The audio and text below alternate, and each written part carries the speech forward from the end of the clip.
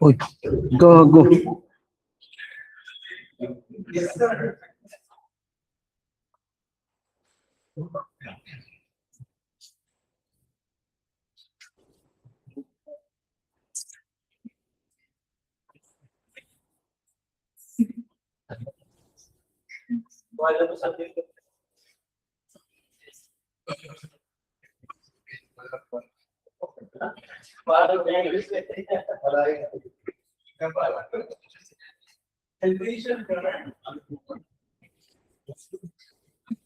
Kompleto na tayo. Let us now proceed sa ating sa ating discussion. Nakakain ba lahat? Now let us talk about police plans. Now remember nung sinabi ko sa inyong hindi tayo fan ng keyword. Okay? But in this case, ito kasing policy and procedural plans, may kita nyo sa manual. And everything na makikita nyo sa manual, hindi basta-basta pwedeng baguhin. So, in this case, pwede tayong somehow kumuha ng mga phrases or words na magiging palatandaan natin para maalala natin sila. Now, the problem is, nagkaroon na tayo ng magkaibang POP manual. And I keep on reiterating ito yun na hindi ko na trabahong basahin pareho yun ang haba nun. Okay? As long as I'm here to what? To tell you the differences. Magaya na sa please CC nga natin, tsaka please CC and this one. Okay? So, kailangan basahin natin. Pero ninyo. Okay? Anyway, na-mention na rin ba ni Sir Cha sa inyo na-mention na about kay Sir Corpus? Maybe yung iba nating mga body, familiar na. Pero how about the others? Aware naman na ba kayo na kailangan basahin yung dalawang manual natin? Are you aware na? Now, yes, aware na kayo. Nasabi ko na eh. Pero yes, kailangan yung basahin. And ayun yung pinaka-nakakatamad. Kaya ayoko ng leye eh. Basa ng basa. Tamad ako magbasa, sa totoosin lang. Gusto ko yung nakikinig lang. Kasi ko eh. Audio-visual. Ayoko nung visual lang. Gusto ko nakikita ko and naririnig ko. Okay? Anyway, let us go back. So there are different kinds of police plans. So just like this one, the first one, policy and procedural plans. O pag nakita niyo yung policy, saan nanggagaling ang policy natin? Sa sa topmost, okay? Sa highest echelon natin. So to properly achieve the administrative planning and responsibility within the unit, the commander shall develop plans relating to what? Policies or procedures, tactics, operation, and extra office activities and management. Okay? Sinong gumagawa ng ating policy? Lagi natin tandaan yung nasa pinakamataas, si commander. Ano daw kailangan niyang i-develop relating to what? The policies or procedure o yung SOP natin. Ano pa? Tactics, operations, extra office activities, and management. I have mentioned yung sa procedure natin, yung mga SOP. Meron tayong iba't ibang SOP. Okay? Naging anak na lang sila ng master plans. And may ipiprint para sa inyo si Ma'am Raps nyo, andon. Matter of memorization ulit niyon. Okay? Kasi kinabisa, ano lang yun eh, kailangan lang din kabisaduhin eh, title, tas kung pang ilan siya. Ayun yung pangit, ayun yung ayokong sinasagutan. Walang analyzation. Talagang purely kailangan kabisado mo. Nakakatamad sagutan yung ganun, maniwala kayo sa akin. You fill in the blanks, nakakatamad sagutan. Lalo na kapag reference-based exact words. Mas maganda yung i-analyze mo yung yung scenario. Ayun yung mas challenging. So further, standard operating procedures or yung SOP nga natin shall be planned. Okay? To guide members in routine and field operations in some special operations in accordance with the following procedures. O meron tayong standard operating procedures. For example, sa field, ano naman yung field procedures, sir? So, procedures intended to be used in all situations of all kinds. Lahat. Okay? It shall be outlined as a guide to officers and men in the field. For lahat. Lahat na magiging PNP personnel should be aware of the field procedure. Kasi yung field procedure natin, sa lahat ng sitwasyon, magagawa natin siya. Generally. Okay? Medyo broad. So, example of these procedures are those related to reporting. How would you report? Ano ba mga kailangan nilarapan ng report mo? Pag gumagawa ka ng SOP, anong format? Okay? Anong type ng document? Ilang copy? Okay? Sa pag-dispatch. Pag nag-dispatch ba, ilan ang kailangang patrolman, ilan ang kailangang superior or ranking official? Sa raid, paano ba mag-a-raid? Mag-a-raid? Paano ba magre-raid? Anong suot pag nagre-raid? Tuwing kailan dapat nagre-raid? Anong dapat dala pag may raid? Lalo na sa raid, kailangan may element of surprise. Sa arrest, paano ba mag-aresto? Ano mga dapat nire-recite? Yan, yung Miranda Doctrine. After ma-arrest by virtue of warrantless arrest, anong susunod na gagawin? Yung reglementary period natin. So everything na ginagawa ng pulis, kailangan mag-undergo dito or kailangan sumunod or mag-abide sa SOP na tinatawag. Ito yung regularity. Ito yung dapat. O for example, may trabaho ka. Okay? May trabaho ka, then hindi mo nagawa ng maayos. As police, again, may trabaho ka, hindi mo nagawa ng maayos. Na dapat, pag nagawa mo na maayos, is nagagawa ng legal or nagagawa ng tama. Anong tawag doon? Tinatawag nating misfeasance. Yung mga bagay na pwede mo namang gawin ng tama, kaya lang, due to your negligence, due to your kapabayaan, anong nangyari? Nagawa mo ng mali. Kaya merong SOP. O for example, nag-aresto ka. Tama naman, may legal ground ka, na-aresto mo siya, kaya lang, hindi mo na-recite ng Miranda Doctrine. That is a form of misfeasance. Improper. Tuwain yung I. Kasi yung malfeasance, A, abuse. Hindi mo talaga dapat ginagawa, pero ginawa mo. Okay, remember, nagigets? That's why meron tayong mga ganito, mga SOP. Again, pag sinabi nating field procedures, ano daw? Intended to be used in all situations of all kinds. Such as yung what? Reporting, dispatching, raids, arrests, stopping suspicious persons, receiving complaints, etc., etc.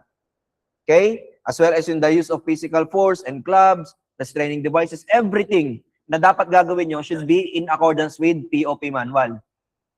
Okay? Paano kayo mamara ng mga sasakyan? Pag nagkakaroon ba ng inspection, pwede mo bang buksan yung trunk? Pwede mo bang i-search yung trunk? Pwede mo bang pababain yung mga nakasakay sa kotse?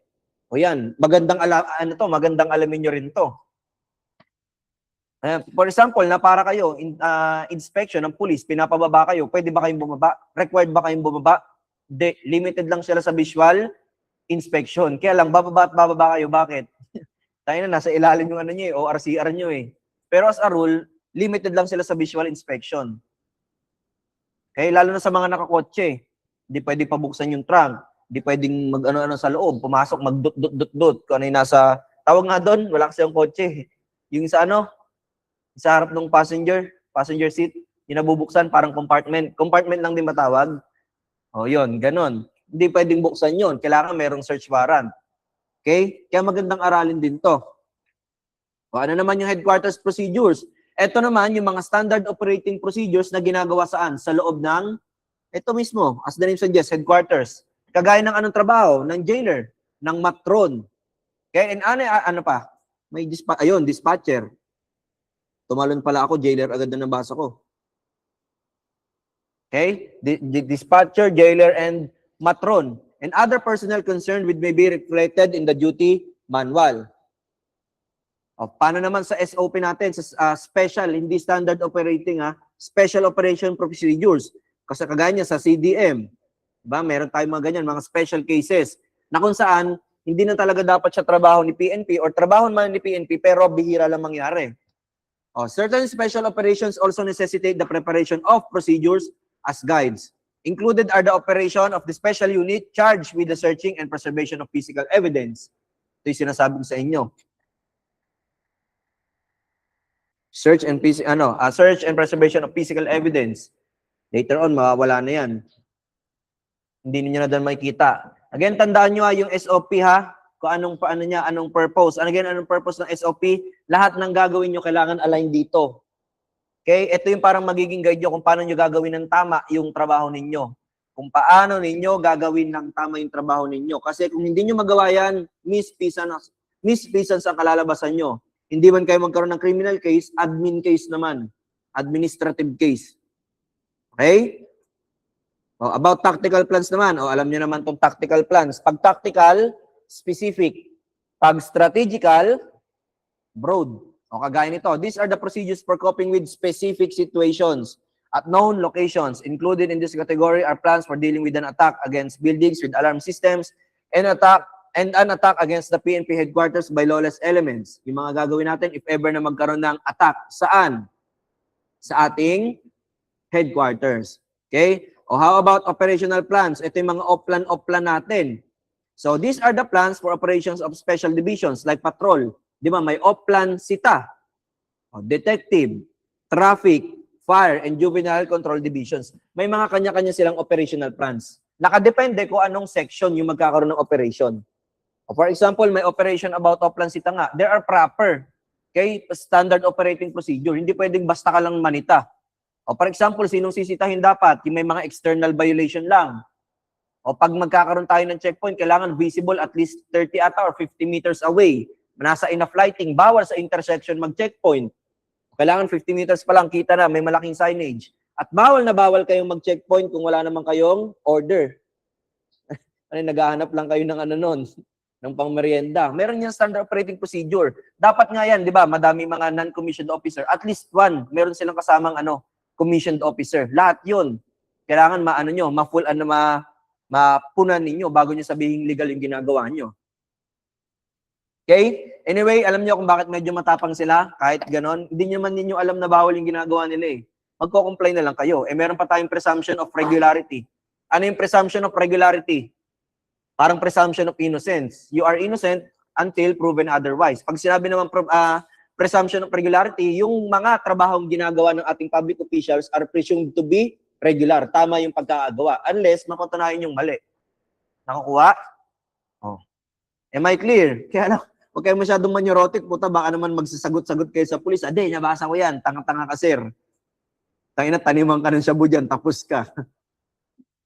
Regular operating programs naman. Sorry, nasa na tayo? Wala ba tayo nilaktawan? Okay, wala. So there are instances naman daw, let's see dito sa dulo. Plans for operation of special division consist of two types. Kasi napag-usapan natin itong operational plan. So, meron daw again, operation of special divisions, meron dalawang type. Those are designed to meet everyday, year-round needs, yung mga operation na araw-araw ginagawa, all year long, and meron naman yung saan? Designated to meet the unusual needs. Yung mga pangangailangan na bihira lang mangyari, unusual, hindi natural na nangyari. Okay? Nakukuha ba? Again, yung dalawang uri ng operational plan meron sila. Yung first one is yung mga operation na ginagawa nila on everyday basis, all year round. Every day, ginagawa nila to meet every day, year round, meaning every day of the year, 1 to 1,365. 1 to 365 days. 24/7 ginagawa nila na operation. Okay? O kung kagaya na lang sa patrol, may operation kumari about sa pagpapatrol, may standard operating procedure sila doon. And meron namang mga operational plan na designed to meet unusual needs. When we say unusual, hindi madalas nangyari. For example, yung mga CDM natin. Okay, Civil Disturbance Management and yung mga hostage taking. Yan, yung mga operational plan na yon, even yung sa mga bundok-bundok, lahat yan may standard operating procedure or yung op plan na tinatawag natin. Operational plan. Okay? It is the result of intermittent and usually unexpected variations in activities that demand their attention. So ano-ano yun? For example, regular operating program. Itong mga program na to is what? These operating divisions or units inside the PNP shall have specific plans to meet the current needs. The manpower should be distributed throughout the hours of operation and throughout the area of jurisdiction in proportion to need. Pag sinabi natin regular operating programs, so these are the programs utilized by division and units inside that what? Specifically aligned sa kanilang pangangailangan, to their needs. Okay, yung mga current needs nila. For example, HPG, may limited ang tao ng HPG, so kailangan yung manpower nila ma-distribute nila ng maayos. Maglalagay sila ng tao sa field, sa labas, and maglalagay sila ng tao sa admin, sa loob. Okay? Am I clear? So magkakaroon niya kanya-kanyang assignments, schedules, duties and responsibilities. Okay? Nakukuha ba? O, next tayo, meeting unusual need naman. So the unusual need may arise in any field of police activity and is nearly always met in the detective, vice, and juvenile divisions by temporary readjustment of regular assignment. O, for example, ikaw, nasa WASI-PC ka. O, sabihin na natin women's desk. O, nagkaroon naman ng case na hindi mo part ng trabaho but still somewhat related sa'yo. You can be, what? You can be pulled off. Ngayon, gagamitin ka, adjust ka lang ng onte. May isang for example, sa women's desk ka, may isang case about sa babae or batang babae, let's say, lalaki. O, sabihin natin, hindi na masyado sakop ng trabaho mo. But you may be what? May be assigned to readjust yung regular assignment mo. Yung regular assignment mo, hindi mo naman talaga dapat ginagawa yun on daily basis. But since kinulang nga, may unusual needs, pwede kang hatakin. Okay? Nakukuha ba? O parang yung mga tinatawag natin mga DO-DO. Okay? For example, sa Cabrera Road, yung RPPO. Kulang sila ng tao sa forensic group. Ginagawa nila, kumukuha sila ng tao sa line function. DO kung tinatawag. Hindi ko tinanong kasi kung ano ibig sabihin ng DO eh. Detail or duty order duty order, somewhat ganon. Kinukuha sila. Ginagawang driver, photographer, ganon. Nakukuha? O ano naman ibig sabihin ng extra office plan? Pag sinabing extra office, outside the office. So, the active interest and participation of individual citizen, but may underline na to. Okay, citizen is so vital to the success of the PNP programs that the PNP shall continuously seek to motivate, promote, and maintain an active public concern in its affairs. So supposedly, hindi naman na nila talaga trabaho na sumama-sama sa inyo if ever na may mga outreach. Okay, but siyempre, extra office, kailangan kasi, ano bang nakalagay sa mission? With the active participation of the community. Ano pa nakalagay sa vision? Na-mention din yung community. Okay, so although kahit hindi na part na kanilang office, gagawin pa rin nila. Why? To motivate, promote, and maintain yung active public participation. Okay, yung active concern ng community sa PNP. Okay, so these plans are made to organize the community to assist in the accomplishment of objectives in the fields of traffic control, organized crime, and juvenile delinquency prevention. Okay, so the organization may be called safety councils for crime organizations. Kumbaga hinahatak si PNP sa mga bagay na concern na ating community to help. Kasi kapag involved si PNP, syempre, ang mangyari, vice versa. Magiging involved din sa community natin sa concerns ni PNP. Kumbaga, give and take. Management plans naman. So these are the plans of management shall map out in advance all operations involved in the organization management. Yun na mismo yun. Kaya management plans. So i-map out. So planning, yung organization management of what? Yung 5M ulit natin yan. Kita nyo. Ayan. Management of personnel, material, procurement of money. Okay, nakukuha. So under nun, meron tayong budget planning na tinatawag. O pag budget, anong kinukuha natin dyan? Anong minamanage? Yung ating resources. Pero mas accurate is what? Yung pera. Okay? Procedure. Pag yung mga plan na what? Procedural. Kagaya ng mga nakita natin. Procedure shall be established and expenditure reports shall be provided to assist in the making administrative decisions. Kumbaga, itong mga plan na to ay related sa management, on how would you manage. And under nga nito is yung ito, budget planning, procedures, ano pa?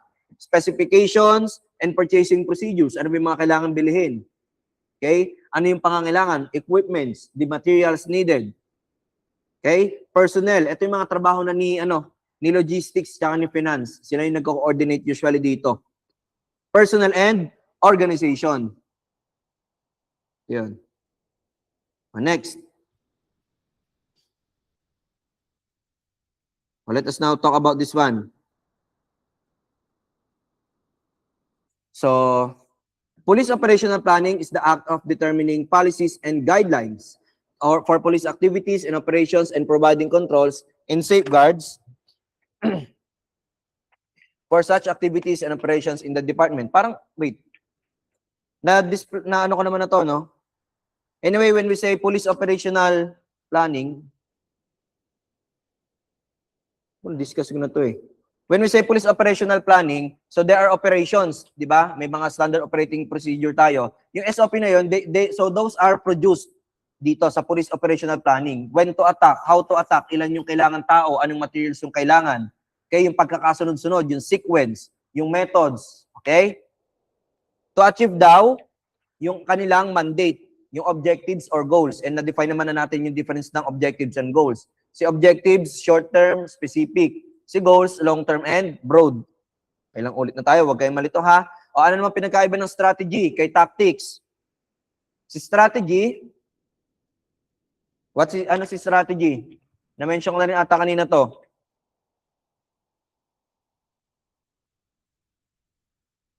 Si strategy, broad design, malawak. Ngayon, kapag may certain scenario, kailangan mo pa rin ng tactical. Ano naman yung tactical natin? Yung mga specific design. Okay? Or method of actions, or method or course of action to attain a particular objective. Again, pag sinabi nating strategical planning, it is a broad design or method. Okay? A plan to attain goal. Bakit? Si goal ay long-term din. Si goal ay long-term and broad. So therefore, in order to achieve that, strategical. Okay, ngayon, si tactics naman, anong goal niyang ma-achieve? Yung objective, particular objective. Nakukuha niya yung laro ng dalawa kasi si tactical, specific din. Si tactical, pang short term din. Ngayon, ang kaya niya lang din i-achieve is this one, objective and yung objective and yung short term na plan. Okay? Nakukuha ba? Pag sinabi ng procedures, these are the sequence of activities, yung pagkakasunod-sunod. Okay? So this will serve as guideline on your this will serve as your guideline sa mga gagawin ninyong activities, actions. What is policy naman? It is a product of prudence or wisdom. When we say prudence, what is prudence? Di ba? Jurisprudence. Talks about the knowledge or wisdom. What is wisdom naman? The right use of knowledge. So policy daw is a product of prudence or wisdom in the management of human affairs. Anong purpose ba ni policy? Ayan, kagaya yung mga DDB natin, policy making. Basta sila yung gumagawa, policy making, strategy formulating. Pero let us focus sa policy making. Ano ba yung ginagawa ng policy? Sila yung nagko-control sa action ninyo, sa mga bawal ninyong gawin. And yung mga guidelines na yun, ayun yung magiging, yung mga magko-control na yun, will serve as your guidelines. It will serve as your what? It will serve as your guide kung ano yung mga gagawin ninyo, paano ninyo gagawin. Okay? Kasi very vital yun. If without policy, ano mangyari? Yung inyong organization would be chaotic. For example, sa school, meron tayong school policies. Bakit tayo nagkakaroon ng school policies? To make sure na yung estudyante magiging disiplinado sa loob. Okay? Kasi for example, yung haircut, di ba may policy tayo sa school, proper uniform, ID, haircut. Bakit kailangan natin nun? Okay, so those are important para ma-instill yung discipline sa kabataan. Kasi ina-argue pa natin yan, wala namang kinalaman yung buhok sa pag-aaral. That is true. But somehow it tells something about yourself. If you cannot follow simple policy, how can you follow the law? Although wala naman talagang kinalaman, wala naman yung utak nyo dyan sa buhok, di ba? It shows kung anong klaseng tao ang meron ka. kung anong ugaling meron ka. So those are policies ginawa para maging maayos yung maging magkaroon ng harmony inside the school.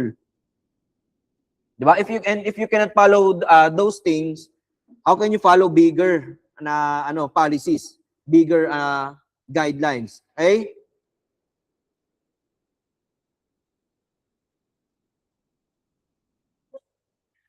Ito. Makinig kayo dito. Ito hindi naman nakakatamad na topic to. So let us talk about the 6 PNP master plans. And alam nyo ito, confusing to kasi bakit? Meron tayong mga plan na tinatawag. And alam ko nung nagsagot kayo, possibly mali kayo nang naisagot dito. O pag tinanong, ano daw yung master plan about sa drugs, war on drugs, baka ang isinagot nyo, Oplan Tokhang. Okay? Which is wrong. Bakit? Kasi yung Oplan Tokhang, anak lang ni master plan. Okay? Ang totoong nito, isang banat. Yung master plan, kumbaga sila yung para madali muna, para magkaintindihan muna tayo. Pag sinabi nating master plan, ganito siya. Siya yung pinakang concept.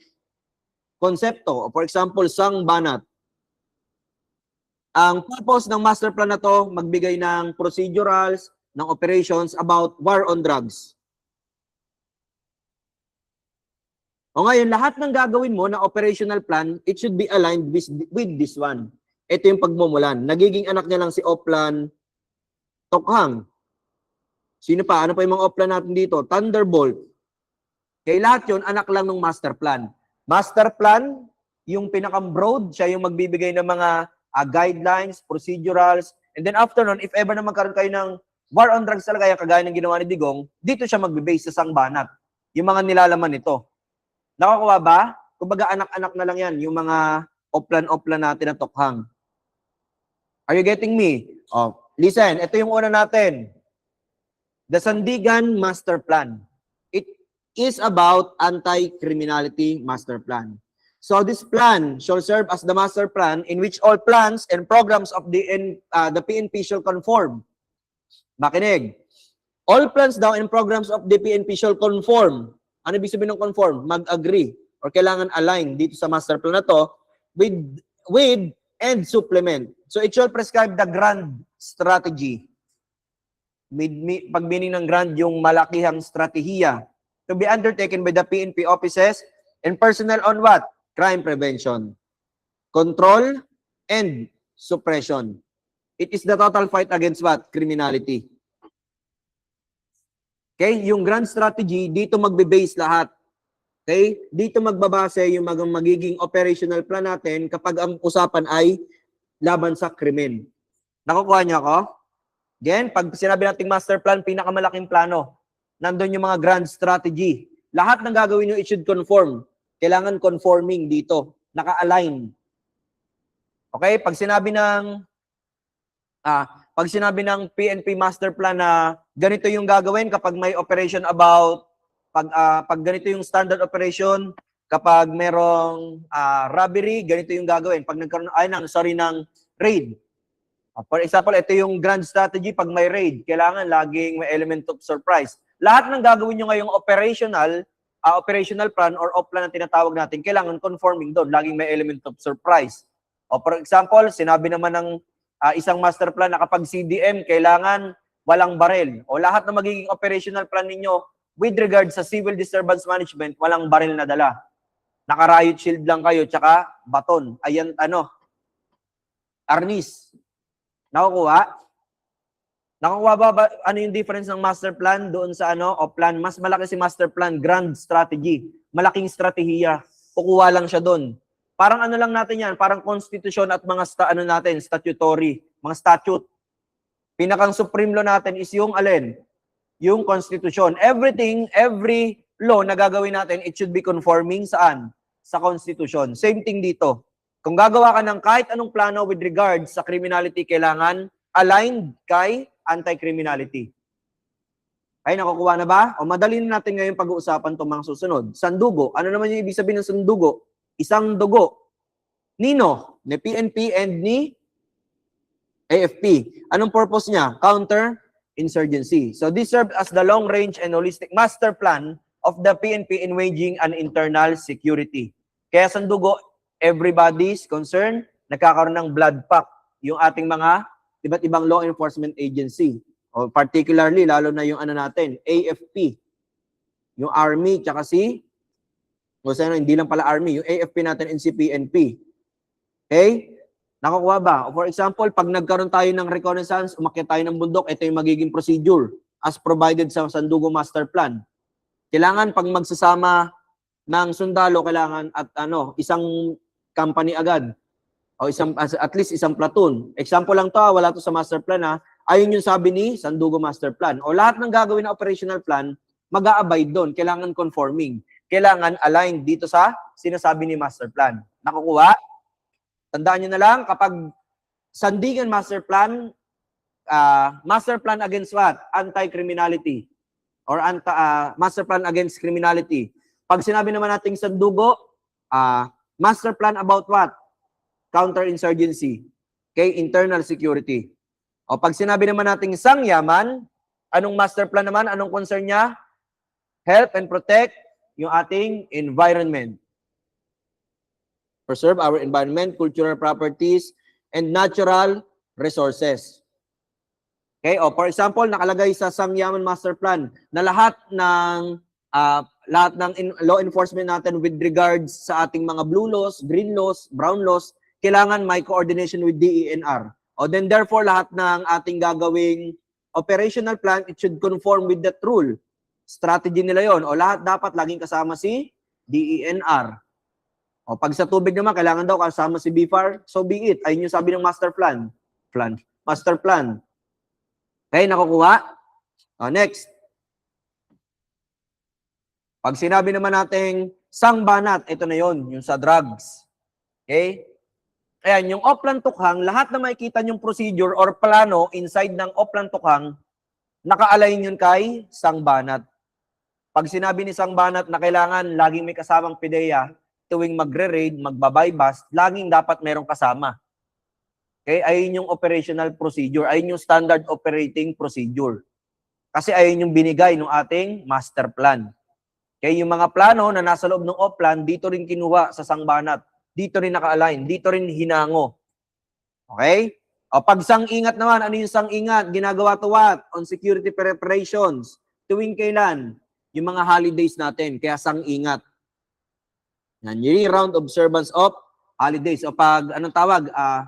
Nakalagay sa master plan, tuwing Semana Santa, kailangan at least 40% ng population ng PNP personnel nakadispatch sa mga sementeryo. O lahat ng gagawin ninyong Oplan kaluluwa, familiar kayo, lahat ng gagawin niyo yon conforming dapat kay sang-ingat. Okay, nakukuha? Am I clear? O pag saklolo naman, saan naman to? Master Plan on Disaster Preparedness. O pag ang nakalagay dito sa PNP Master Plan, saklolo, nakalagay dito ang PNP support lang sa BFP. Lahat ng operational procedure natin ngayon, operational plan, yun lang yung gagawin. Lahat lang align sa pagiging support. Nakukuha ba? Kasi ano yan malaking plano. Then pag nagplano ka ng maliit, specific, kukuha ka kailangan, ano pa rin dito, conforming. Or, nakabase pa rin dito, nakahango. Nagkukuha ba? What is master plan? Tsaka yung operational plan natin. Am I clear? Tandaan nyo na lang. Ano yung una natin? Oplan, Sandigan. Sandigan muna. Ano yung Sandigan? Master plan against criminality. Ano yung pangalawa? Sandugo. Ano naman yung Sandugo? Sandugo ba agad yun nandun? Oh, yes. TOIN, internal security. Ano yung third? Sangyaman. Ano naman yung Sangyaman? Sa natural resources natin. O ano naman yung sumunod? Sangbanat. Anong purpose? Ano naman niya? Goal? War on drugs. Next, Sang-ingat. Ano yung Sang-ingat naman? So, ano ng holiday. Then yung last, yung saklolo. Saklolo naman sa public safety tuwing may disaster na nangyayari. Okay? Disaster preparedness. Nakukuha ba? Malapit na tayo.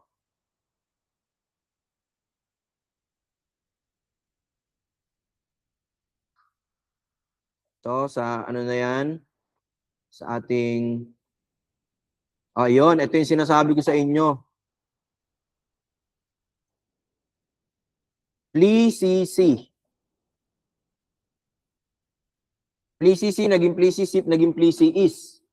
Okay, noong 2021. Categories of police operation. Ngayon, hindi ko na ito babasahin kasi tatandaan nyo lang to kung ano yung included. O, categories of police operation. Pag sinabing public safety operation, ito yung mga nakapaloob doon. Search and seizure, rescue and retrieval operation, fire drills, earthquakes. Okay, nakakategorize lang yung mga ginagawa ng police. Lahat ng makikita nyo dito, trabaho ng police. Nakakategory lang. Okay, categorized. Okay, ito yung alam kong nabago dito, yung scene of the crime operation. Alam ko sa 2013, nakalagay ito sa investigation, sa special operation. Special nakalagay ito. Lang, let me look.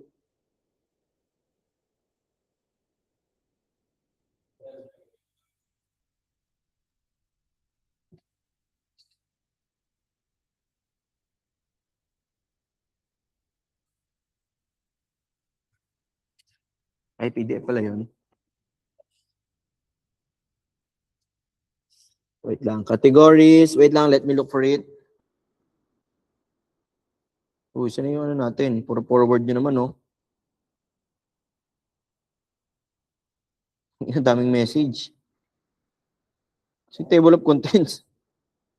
Yun. Ayun, sa page 2. Page 2 pala agad.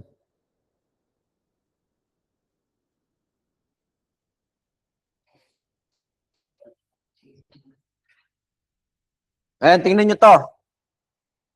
Sa 2013 na POP manual, saan nyo makikita yung investigation of crime incident? Ito yung title niya, Investigation Operation. Okay? While on the other hand naman, kapag nandito ka na sa 2021, saan nyo na makikita yun, yung investigation? Ito, processing crime scene. Sa scene of the crime operation, SOCO. Okay? Nakakalito. Pa hindi ito eh. Implicit. Kaya nagagets nyo ba? Ito yung sinasabi ko sa inyo. Kailangan pagbungguin nyo to, yung 2013, yung 2021, and then tingnan nyo yung differences nila. Okay? Mas magagets nyo pa naman yan pag narasyo. Kasi ang hirap ipaliwanag nito ng walang ano eh, questions. And hindi ko pwedeng irasyo to. Si Sir Chabala dito. No, ito naman, sa crime analysis process naman tayo. Ito na ata yung last topic natin dito. Wait lang. Meron pang Delphi technique. Okay, anyway, malapit na. Sa crime analysis process tayo. Tandaan nyo to. These are steps again, and alam natin kapag steps, kailangan sunod-sunod. O kagaya kanina, ang possible lang na malito kayo dito sa data scanning, kasi meron tayo kaninang SARA. Baka pag nakita nyo yung data scanning and querying, malito kayo. Kasi kanina, ang first step is what? Scanning. Am I correct? O dito, second step siya sa crime analysis process na to. Ang unang gagawin is what? Data collection and management. Okay? Anong gagawin? Analysts must tap into number of data sources including incident, crime data, or basically, yung data, yung mga information or intel or statistics, kukuhain niya. Okay? And then anong susunod? Data scanning and querying.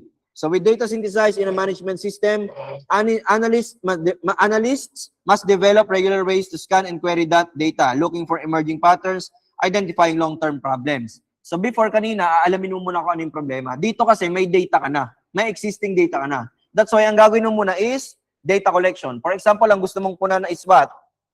Problema sa lansangan. E di kuha ka ng data about dito. About sa mga incident, road rages, patayin sa daan, accidents, kuhain mo lahat ng data na concern. Okay? Or related dun sa gusto mong aralin. After nun, tsaka ka lang mag-data scanning and querying. Anong gagawin mo naman dito?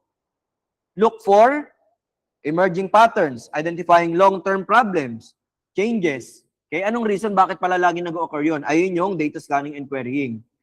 Next natin, data analysis. Ano naman gagawin?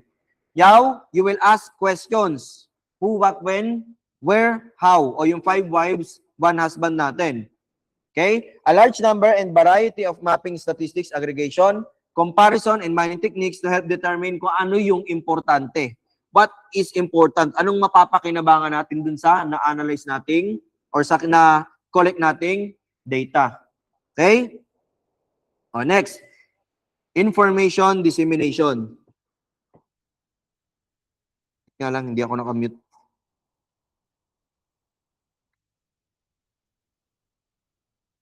Next, information dissemination. So analysts pursue a variety of techniques to communicate and the result of their analysis.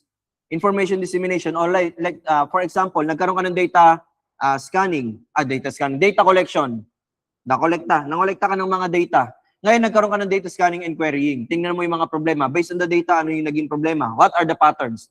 Nagkaroon tayo ng analysis, data analysis, yung third one natin. Correct? Ano ang ginagawa sa data analysis? Titingnan mo kung ano yung important, useful. After nun, i-disseminate mo na information. O kagaya kanina, let's say, i-apply natin data collection about problems sa lansangan, incidents sa daan.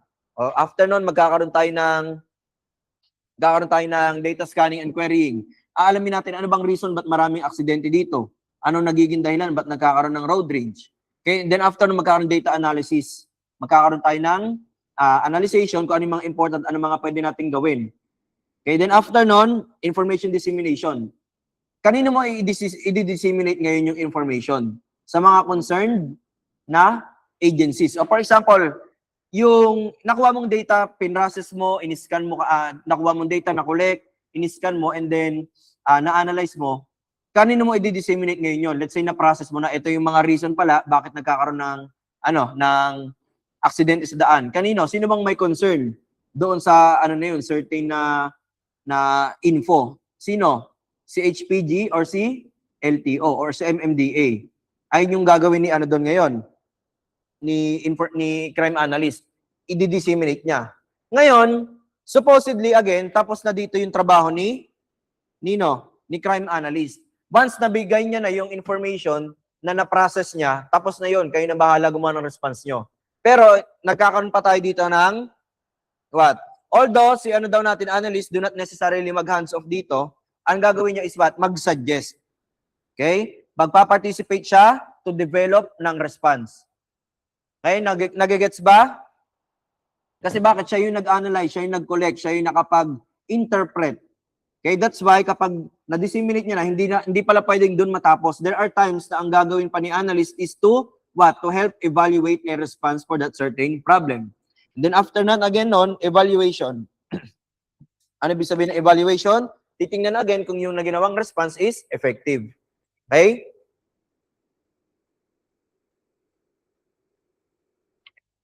Nagigets ba? Huwag kayong malituwa kasi kanina yung scanning na word.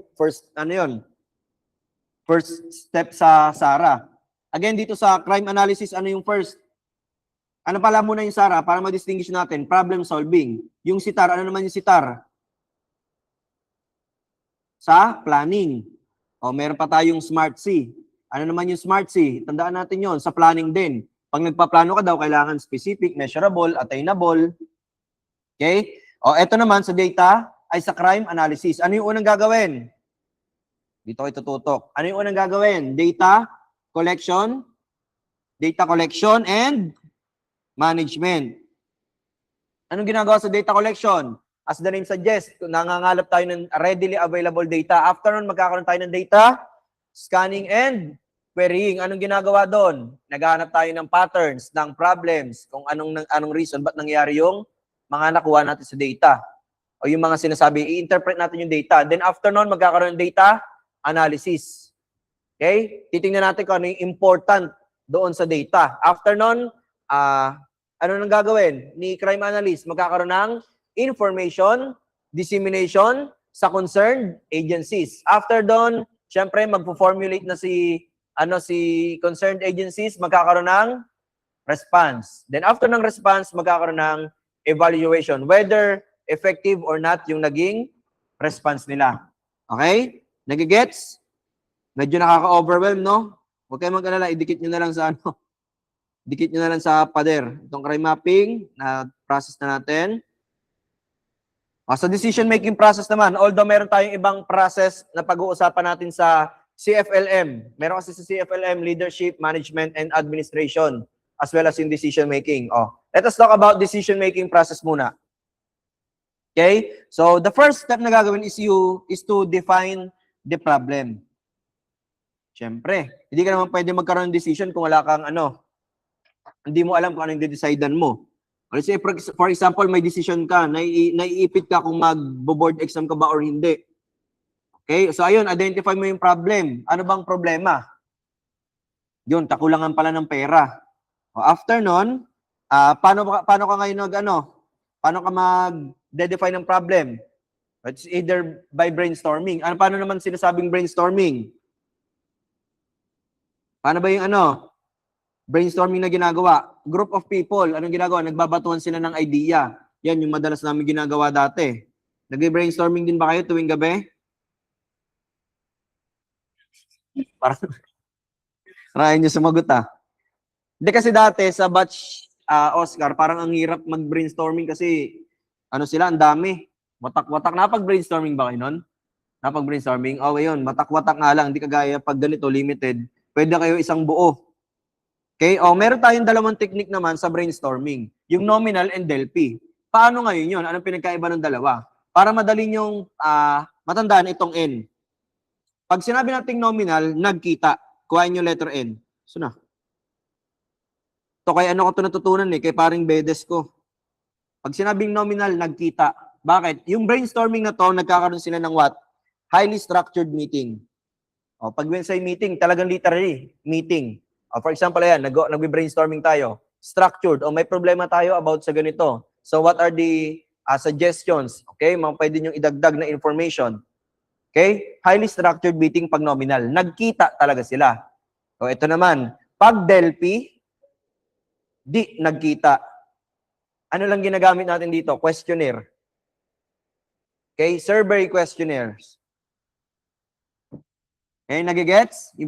Yung dalawa, brainstorming pa rin. Yung unang brainstorming, nagkita talaga sila, highly structured meeting. On the other hand naman, pag sinabing DELP, di nagkita. Padala na lang ako ng questionnaires. Sulat nyo na lang. Nakukuha ba? Okay, so hindi nyo na kailangan basahin to ng buo. Pero syempre, para ma-sure, I would suggest, basahin nyo pa rin, ha? Kumbaga, tinuturuan ko lang. Yung sinabi ko lang is yung parang buod, summary. Iba pa rin kasi kapag nabasa nyo ng buo. Kaya nangyari sa amin kasi dati, si Sir Cha, binanatan yung Leia, 2 to 3 days lang ata yun. So, sino bang kasama? Ilang days tayo dati nag-Leia Body?